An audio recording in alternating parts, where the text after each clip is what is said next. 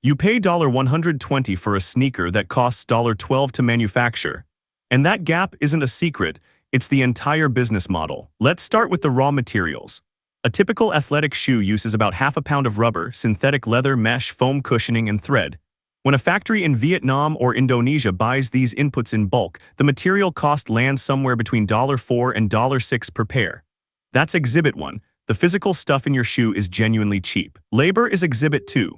A worker assembling sneakers in Southeast Asia earns roughly $200 to $300 per month, working 6 days a week. That translates to about $150 per shoe when you divide their annual wages by annual output. Add in factory overhead, electricity, rent, machinery maintenance, and you're looking at another $3 to $4 per unit. Total cost to actually make the shoe, somewhere between $8 and $12. So if it costs $12 to manufacture, where does the other $108 go? Exhibit 3, brand equity.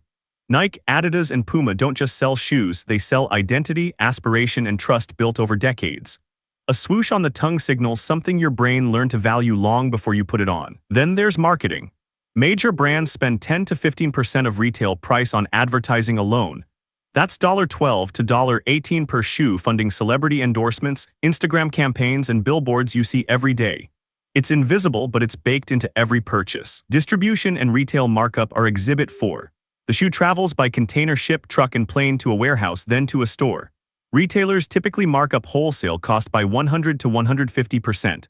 A shoe that costs the retailer $60 wholesale sells for $120 retail.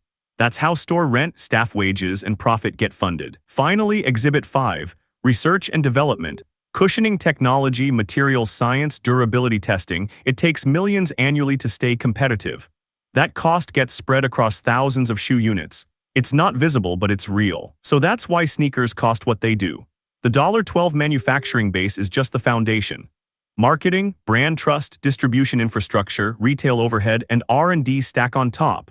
You're not paying for materials, you're paying for a system that took decades to build and billions to maintain. This video is for educational and informational purposes only and is not financial advice. Always do your own research. Subscribe to uncover the hidden economics in the products you use every day. There's a new supply chain story every week. This video is for educational and informational purposes only and is not financial advice. Always do your own research.